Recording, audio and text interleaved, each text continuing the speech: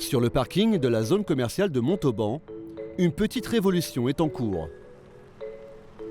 Dans sa jolie berline, Michel Biérot, l'un des dirigeants de Lidl France, a même fait le déplacement. Il y a 3 jours, ce magasin était ouvert au public. Désormais, il a été vidé de toutes ses marchandises et tout ce qui reste va être détruit car l'enseigne a décidé de tout changer.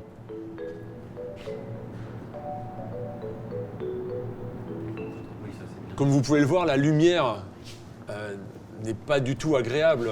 Ces néons qui vous font mal aux yeux, des façades vitrées qui sont finalement très petites. Ça, c'est ce qu'on veut plus. Ça, c'est exactement ce qu'on veut plus. On veut plus ce carrelage. La hauteur du plafond, on a une hauteur qui doit faire 3 mètres. Et donc, cette impression de confinement et un confort d'achat qui n'est pas agréable. À 300 mètres, voilà son nouveau bébé. Et ce jour-là, c'est son inauguration en grande pompe. Bonjour messieurs, dames, vous pouvez approcher, on va ouvrir. Certes, à 8h30, ils ne sont qu'une poignée à avoir fait le déplacement. Mais rien que pour eux, le responsable régional leur a concocté un discours de bienvenue. Nous sommes très heureux de vous présenter le premier magasin nouvelle génération et le plus grand de France. Ce magasin est le plus... Des clients aux mines dubitatives qui ne sont pas au bout de leur surprise. Bonne journée, bonne course, à très bientôt. Car sous les applaudissements, ils vont même avoir droit à une haie d'honneur. Un accueil digne de celui d'un club de vacances.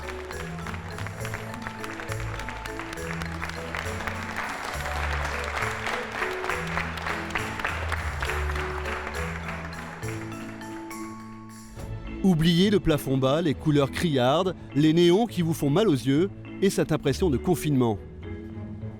L'enseigne a décidé de jouer dans la cour des grands. Sourire aux lèvres, même les employés en font des caisses. J'ai jamais vu un magasin aussi grand avec autant de personnes, c'est incroyable. Ça rentre, ça rentre, ça rentre.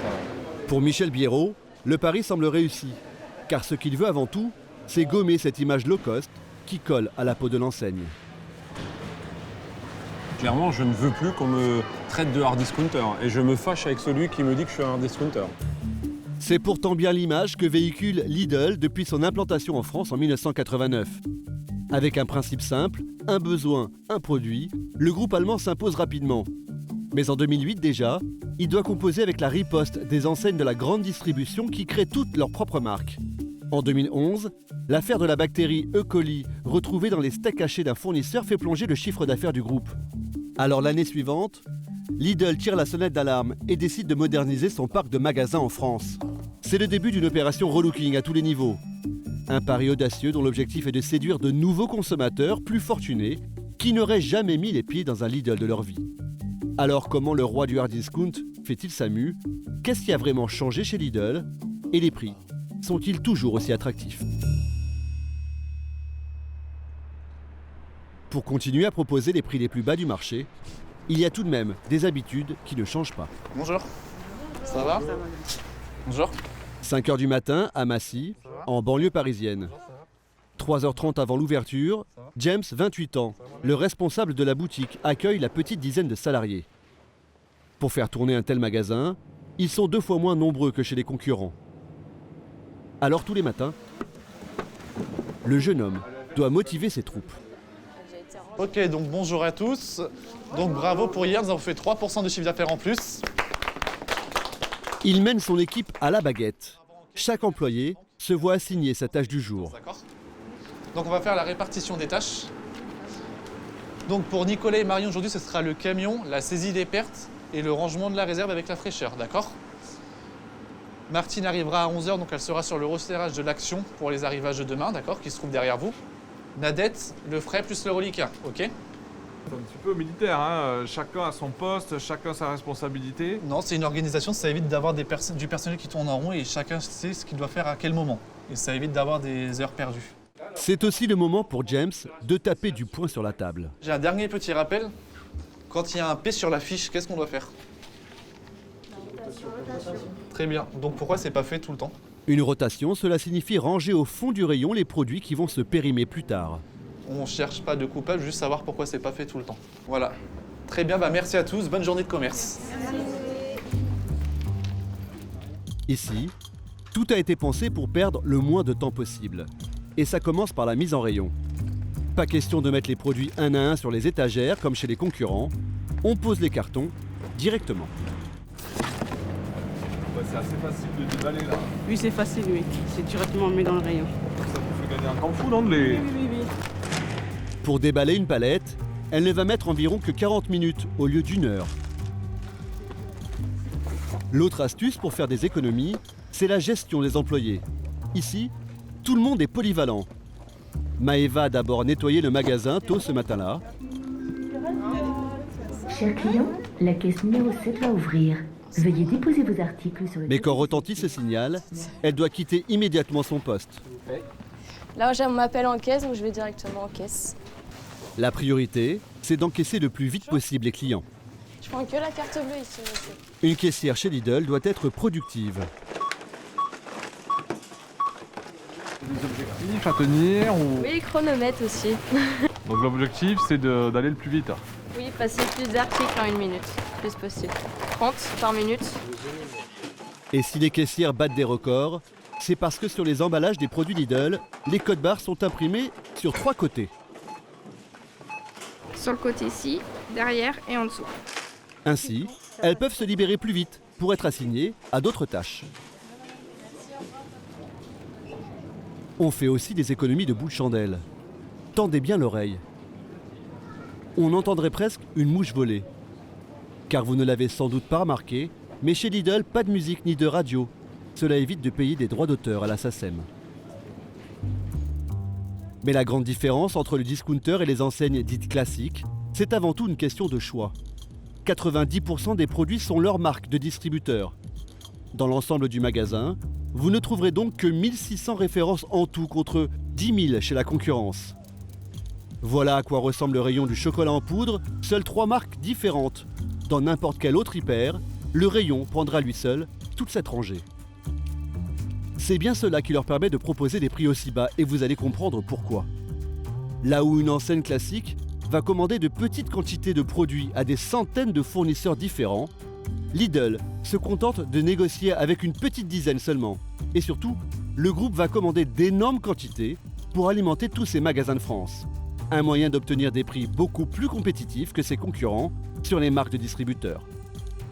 Mais depuis peu, pour attirer de nouveaux clients, l'enseigne a fait rentrer quelques grandes marques nationales vendues au même prix et parfois même plus cher que chez ses concurrents. On offre plus de choix aux clients sur l'assortiment magasin. Peut-être qu'avant, par exemple, vous aviez la Ricoré.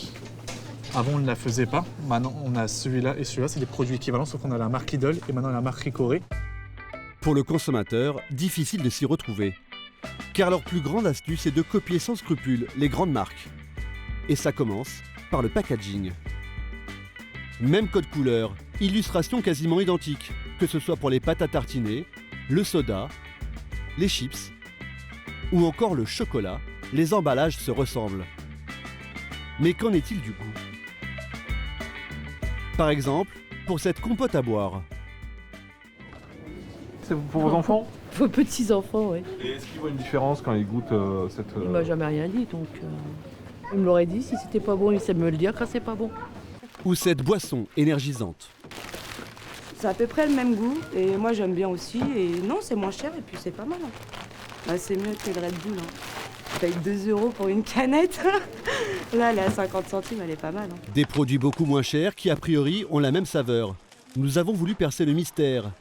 Et à notre grande surprise, Lidl a accepté de nous ouvrir sans état d'âme les portes de sa cuisine interne. À Rungis, au siège social de la société, nous voici dans l'endroit où tous les articles sont élaborés. À la manœuvre, nous retrouvons Michel Biérot, le directeur des achats, accompagné de son adjoint. Ce jour-là, il s'apprête à valider de nouvelles recettes de salade concoctées par un de leurs fournisseurs et validées par Arnaud, le chef du rayon frais. Alors Arnaud, 3 nouvelles salades. qu'est-ce que tu nous proposes aujourd'hui? 3 nouvelles salades. Comme à chaque fois qu'ils lancent un nouveau produit, ils n'inventent rien. Ils essaient toujours de copier les meilleurs sur le marché. Une fois de plus, on essaye d'égaler la cible qui a été définie, la marque qui a été définie. Donc là, par exemple, la cible, c'est une marque nationale. Ça, c'est la salade la plus vendue en France? Clairement, sans aucun doute. Et donc on va essayer de l'égaler. Pour cela, ils ont lancé un appel d'offres. Arnaud a retenu le fournisseur dont la recette se rapprochait le plus de celle de la salade de droite, celle de la marque nationale. Ok, donc des billes de mozzarella, Il y a des tomates cerises, ok, sur un lit de salade. Des graissins. D'accord, ensuite est-ce qu'on a également les pois verts, Arnaud? Oui, pareil. Tout identique, on les a aussi. On les voilà. En termes d'ingrédients, on a exactement les mêmes. C'est à 99% la même liste d'ingrédients. Okay. Autant de tranches de copa, de tomates cerises ou de bouts de parmesan. À les écouter, c'est un jeu d'enfant. Il suffit de lire, hein, c'est marqué sur l'emballage, il n'y a pas de difficulté. Enfin, la recette pile poil de la sauce, hein, par exemple. Je la connais pas, comment ils ont fait la sauce. Il n'y a pas la liste d'ingrédients de la sauce. C'est une sauce. Une sauce, c'est quoi? C'est un peu de vinaigre, un peu d'huile, un peu d'agrumes et voilà. Donc peut-être, oui, qu'il y a une goutte d'agrumes de plus chez eux que chez nous, peut-être. Mais ça, en tant que consommateur, je peux vous dire que vous ne ferez pas la différence quand vous mélangez la sauce avec la salade. Un copier-coller à quelques exceptions près. Par contre, pourquoi nous on a lui il a un tube à essai et nous on a une petite fiole? C'est protégé. D'accord. Lidl ne prend aucun risque et ne copie que ce qui est autorisé. Le millilitrage est le même. C'est le même. Ouais. La recette n'est pas déposée, ça serait du plagiat. Si je découpais si j'avais la même boîte, si j'avais la même découpe, c'est du plagiat. Si je sais pas, je copie un parfum et je marque dessus, je sais pas, RIOD au lieu de Dior, quoi. Enfin, ça c'est du plagiat. Mais là non, on parle d'une salade. Et voilà comment, en à peine 6 mois, l'enseigne va mettre en rayon un produit pratiquement identique, 20 à 25% moins cher. Et cela en limitant ses coûts là où une grande marque dépenserait des fortunes en développement. Mais toutes les recettes sont elles aussi faciles à copier. 2 fois par semaine, à l'étage au-dessus, on fait l'appel, comme à l'école. Bonjour tout le monde. Donc j'ai Loïc, j'ai Allégria, j'ai Sylvain, j'ai Delphine. Vous êtes tous là? Vous me suivez s'il vous plaît? Ces 12 personnes sont des salariés du siège. Elles vont servir de cobayes afin de goûter des produits maison, même si ce n'est pas leur vrai métier. Vous faites quoi dans la vie? Je suis assistante administrative. Je travaille dans la publicité. Ah ouais, aucun rapport. Donc, non, aucun. Rien du tout. Qu'est-ce que vous avez déjà goûté?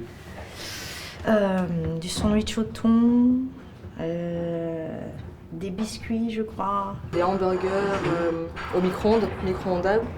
Et l'autre, c'était quoi? Je crois que c'était des crackers, des gâteaux apéritifs. Et aujourd'hui, de la saucisse sèche, déjà en rayon. Le but de la manœuvre est de vérifier que le produit Lidl est aussi bon que celui de la marque nationale. C'est lequel votre produit? C'est celui-là. Et les autres, quoi? Alors ici c'est Aldi, ici c'est Leclerc et ici c'est la marque Justin Bridou. C'est aussi l'occasion de vérifier si des marques de distributeurs concurrentes ne leur dament pas le pion. Pour éviter de payer un laboratoire indépendant, le test se fait en interne en employant les mêmes méthodes. Dans un isoloir, pour ne pas être influencé par les autres, la dégustation se fait à l'aveugle, en suivant un protocole strict. En tout, les employés vont devoir répondre à une trentaine de questions, très précises.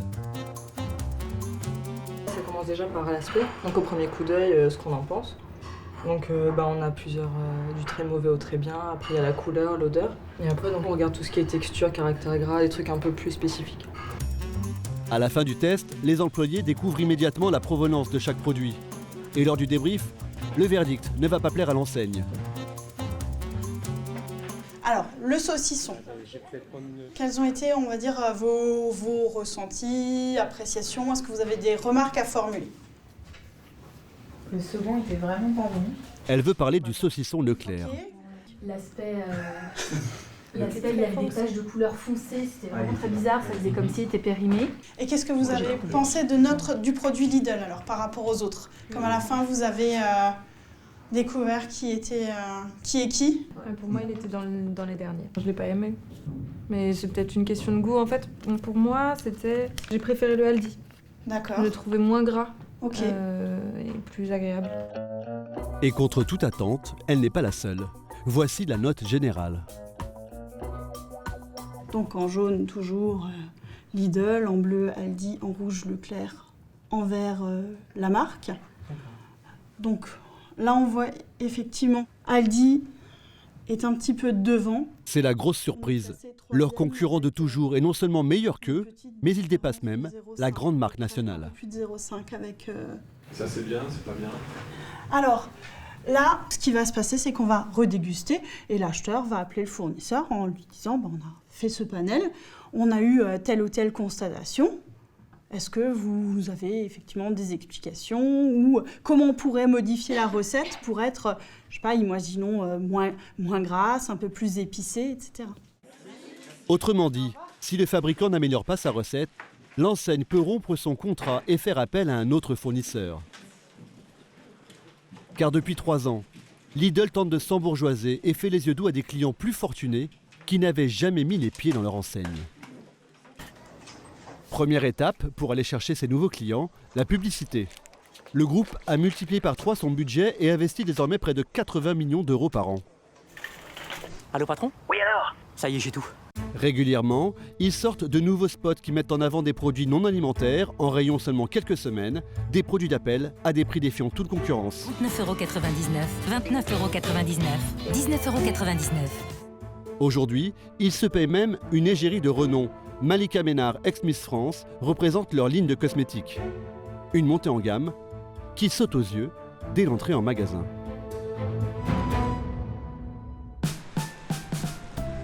Retour à Massy. Ce magasin fait partie des 300 rénovés récemment par la marque.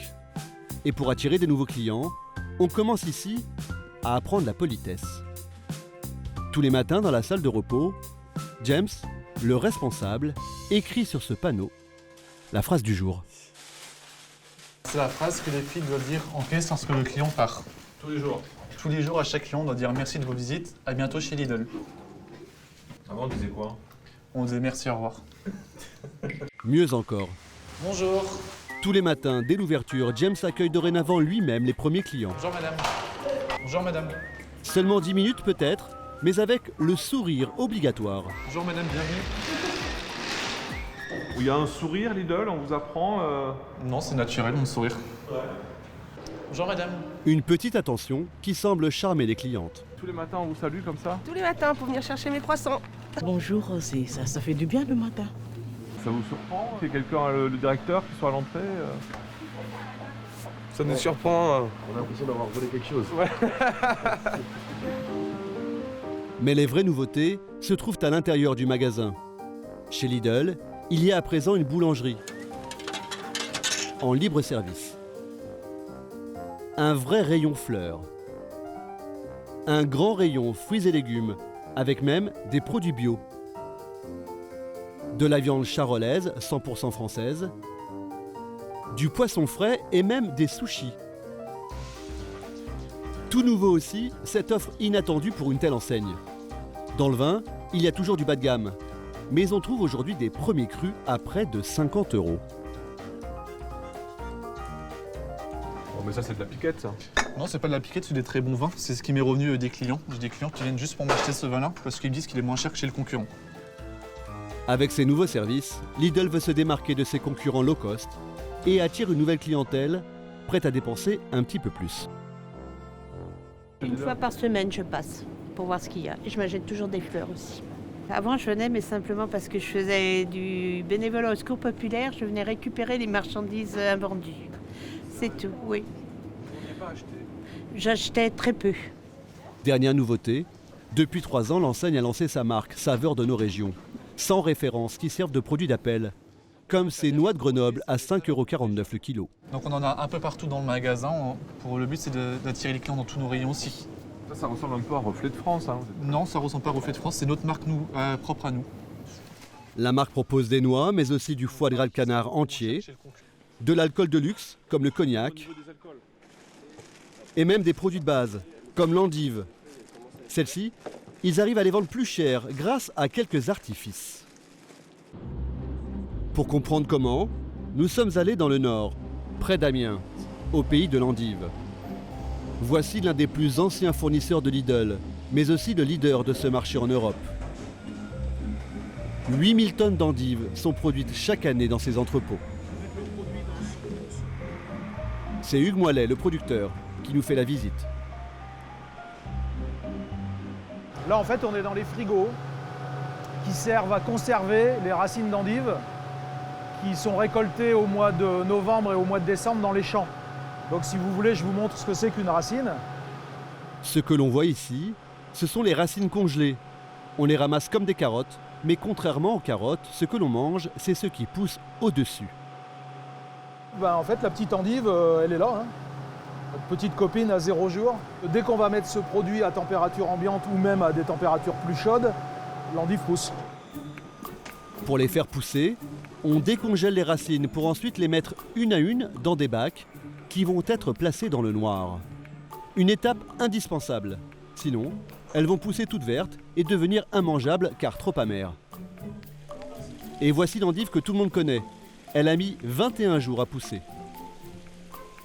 Celle-ci, Lidl en commande chaque année 800 tonnes, mais depuis 3 ans, l'enseigne s'est engouffrée dans une niche que Hugues Moillet a développée au départ pour Monoprix. C'est cette petite endive qui provient de la même racine, mais qui a poussé moins longtemps, 14 jours seulement. C'est tout bête, mais l'endive un peu amère, qui en repousse plus d'un, monte tout à coup en gamme et en goût. Le produit est beaucoup plus croquant puisqu'il est naturellement plus jeune. Il est beaucoup plus sucré. Et l'intérêt, c'est que sur ce type de produit, vous faites aujourd'hui ce qu'on appelle, nous, le spécial apéritif. C'est-à-dire que ça vous permet de faire des petites barquettes, vous voyez, à la place du petit morceau de pain ou du blinis. Voilà, vous avez votre petite barquette pour mettre vos petits produits pour l'apéro. C'est pour ça qu'on l'appelle la jeune pousse d'endive spécial apéritif. Ces endives ne seront pas vendues en vrac, mais épluchées pour rentrer dans des petites barquettes, toutes à la même taille. Donc voilà, donc vous avez les 6 jeunes pousses d'endives, après l'épluchage. Et elles seront mises en sachet sous la marque Saveur de nos régions. Un véritable succès pour Lidl. Depuis novembre dernier, les commandes ont été multipliées par 4. Mais c'est surtout une belle opération. Voilà, une barquette comme ça de 6 petites jeunes pousses d'endives. On leur vend aujourd'hui à 1,50 €. Sur les endives de base, achetées environ 90 centimes d'euros le kilo au producteur et revendues 99 centimes d'euros en magasin, Lidl ne fait que 9 centimes de marge. Alors que sur ces barquettes de jeunes pousses, achetées 1,50 € à son fournisseur et revendues 1,99 € en magasin, la marge est de 49 centimes, c'est 5 fois plus. Pour Olivier Dauvert, un spécialiste de la distribution, cette montée en gamme va forcément avoir une répercussion sur votre porte-monnaie. Chaque fois qu'un magasin élargit son assortiment, chaque fois qu'il met plus de services, chaque fois qu'il améliore la tenue du magasin, la beauté du magasin, j'allais dire, ce qu'on appelle l'expérience d'achat, eh bien forcément ça se traduit sur l'étiquette, sinon ça s'appelle de la magie. Et la magie en matière commerciale, ça n'existe pas. Selon les spécialistes de la grande distribution, Lidl serait donc amené à terme à augmenter tous ses prix et devenir l'égal d'un Leclerc, Carrefour ou Auchan. Mais leur talon d'Achille depuis toujours, c'est la gestion des salariés. Le salaire est correct, en général les caissières touchent un peu plus que le SMIC pour 28 heures de travail par semaine, et elles sont toutes, pour la plupart, en CDI. Pourtant, quand nous avions tourné chez le distributeur il y a 8 ans, les employés se plaignaient de la pression permanente exercée par certains dirigeants. Madame Tonoli, sur le frais, on est en rupture de fromage blanc 20%, fromage blanc 0%, Je l'ai là, yaourt nature. devant vous. Ok, impeccable. Je vais la traiter. Donc faut la passer en priorité pour qu'il y ait une autre personne avec vous s'il le faut. Je la commence et j'attends que les caisses se libèrent et elles vont me rejoindre avec moi. Et surtout, des mauvaises conditions de travail. Il y en a, au bout de 2 heures, elles craquent en caisse, quoi. Surtout quand il y a du monde, qu'on arrive en pleine saison. Les filles, elles savent pas ce que c'est. Il y en a qui ont craqué, c'est sûr. Hein. Nous avons rappelé ces faits à Michel Biérot. Il nous assure que le groupe s'emploie pour améliorer ses points noirs. Bien évidemment, vous aurez toujours du négatif. Et ce serait quand même miraculeux que sur 25 000 salariés, il n'y ait que du positif. Alors personne n'est parfait. Personne n'est parfait, bien sûr, on a fait des erreurs et on en fera demain et on en fait aujourd'hui. On en fera toujours des erreurs. Il va falloir des années pour changer tout ça. Petit signe d'amélioration, il y a 8 ans, un employé sur 3 démissionnait au bout de 6 mois. Aujourd'hui, c'est 1 sur 5. Le chemin est encore long.